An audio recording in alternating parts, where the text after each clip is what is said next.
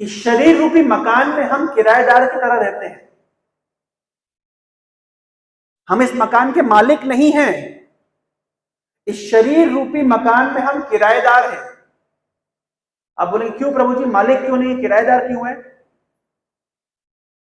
हम किराएदार इसलिए हैं क्योंकि किसी दिन यमराज आएंगे, बोलेंगे घर खाली करो, खाली करना पड़ेगा। अगर आपका घर होता तो क्या खाली करना पड़ता? नहीं, लेकिन खाली करना पड़ेगा। इसका अर्थ क्या हुआ? किराए का मकान है, कुछ समय के लिए यहां रुकेंगे, उसके बाद इस मकान को छोड़ना पड़ेगा।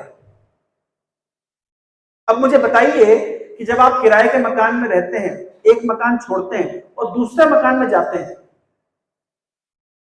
तो ये किस बात पर निर्भर करता है कि दूसरा मकान पहले मकान से बड़ा होगा कि छोटा होगा? दूसरे मकान का फर्नीचर अच्छा होगा कि बुरा होगा? दूसरे मकान में फैसिलिटी ज्यादा होगी कि कम होगी? दूसरा मकान मेन रोड पे होगा कि किसी कोने में होगा? किस पर निर्भर करता है बताइए? किस पर निर्भर करता है कि ये मकान छोड़ करके जब मैं दूसरे मकान में जाऊंगा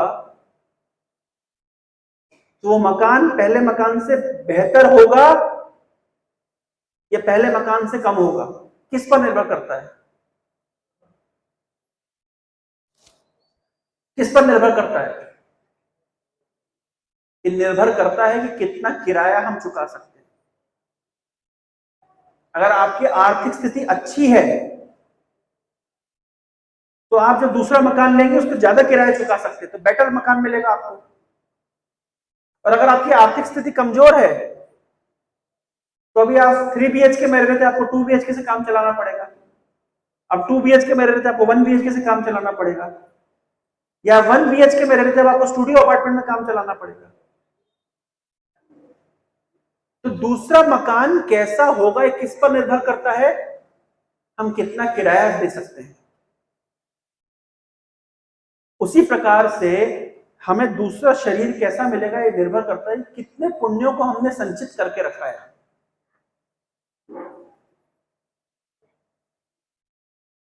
ये किस पर निर्भर करता है? कितने पुण्यों को हमने संचित करके रखा है। अगर हमारे पुण्यों की मात्रा अधिक है तो इस शरीर से हमें बेटर शरीर मिलेगा। आप उदाहरण से समझिए, मैं समझता हूं यहां बैठे हुआ हर व्यक्ति अपने अपने स्तर पर संघर्ष कर रहा है इस संसार में चलने के लिए। सही है गलत? व्यापार में संघर्ष है, जॉब में संघर्ष है, बच्चों को पढ़ाई लिखाई कराने में संघर्ष है, उनकी शादियां कराने में संघर्ष है कि नहीं है? संघर्ष है। लेकिन जरा विचार करिए, अंबानी के पुत्र ने ऐसा कौन सा कर्म किया हो कि अंबानी के घर जन्म ले लिया? उसे जन्म ही ले लिया अंबानी के घर पे।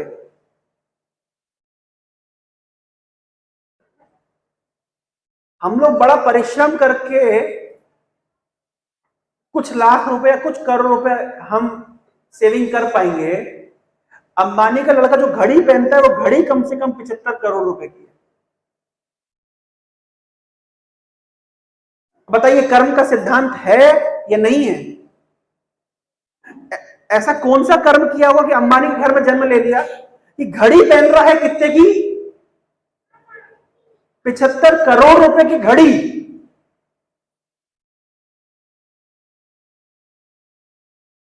तो बताइए कर्म का सिद्धांत है या नहीं है?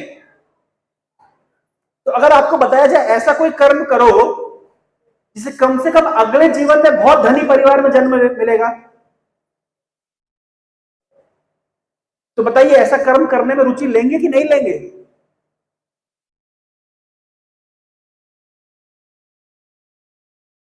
अगर आपको चॉइस दे दी जाए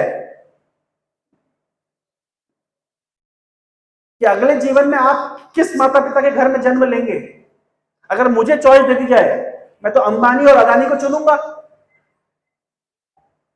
चुनूंगा कि नहीं चुनूंगा? पर वो चॉइस किसके ऊपर आश्रित है, निर्भर करती है? कोई व्यक्ति गरीब परिवार में जन्म लेता है, कोई धनी परिवार में जन्म लेता है।